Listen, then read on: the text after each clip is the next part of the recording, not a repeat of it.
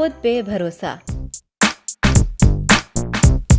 किसी बाग के एक घने दरख्त पर एक फाख्ता ने अपना घोंसला बनाया हुआ था, जिसमें वो दिन भर अपने बच्चों के साथ रहती थी और उनको दाना भी चुगाती थी। वो बहुत खुश थी क्योंकि अब उन बच्चों के बालों पर भी निकलने लगे थे। एक रोज फाख्ता को उसके बच्चों ने बड़ी परेशानी के आलम में ये बताया, माँ, ऐसा लग रहा है कि हमारा घोंसला बर्बाद होने वाला है। आज इस बाग का मालिक अपने बेटे के साथ यहाँ आया था और उससे कह रहा था कि अब फल तोड़ने का जमाना आ गया है। कल मैं अपने दोस्तों को साथ लाऊंगा और उनकी मदद से इस दरख्त के फल तोड़ूंगा। मेरे बाजू में तकलीफ है, इसलिए ये काम तन्हा नहीं कर सकता। मुझे अपने दोस्तों की मदद की जरूरत होगी। ये सुनकर फाख्ता ने बच्चों को तसल्ली देते हुए कहा, फिक्र मत करो, वो कल अपने दोस्त के साथ ना यहाँ आएगा और ना ही फल तोड़ेगा। और फिर वाकई ऐसा ही हुआ। बाग का मालिक ना खुद आया और ना उसका दोस्त वहाँ पहुँचा। इसी तरह कई रोज गुजर गए तो एक रोज वो फिर बाग में आया। उस वक्त भी फाख्ता अपने बच्चों के पास नहीं थी। उसने दरख्त के नीचे खड़े होकर कहा,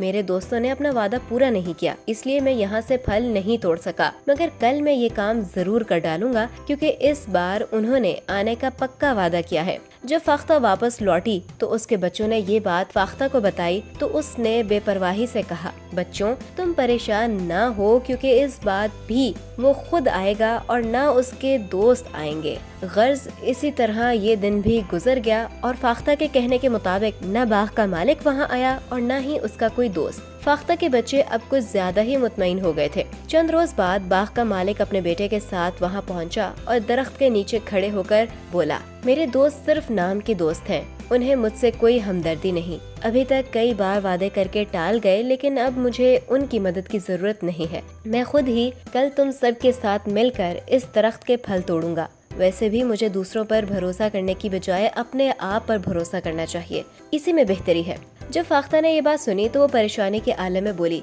बच्चों, अब हमें फौरी तौर पर यहाँ से जाना होगा। जब तक बाग का मालिक दूसरों पर भरोसा कर रहा था, उसका काम नहीं हो रहा था, मगर आज उसने खुद पर भरोसा करते हुए खुद ही फल तोड़ने का इरादा किया है तो वो जरूर कामयाब हो जाएगा। इसीलिए अब हमें यहाँ से जाना ही होगा। फिर वो अपने बच्चों को साथ लेकर वहाँ से परवाज कर गई।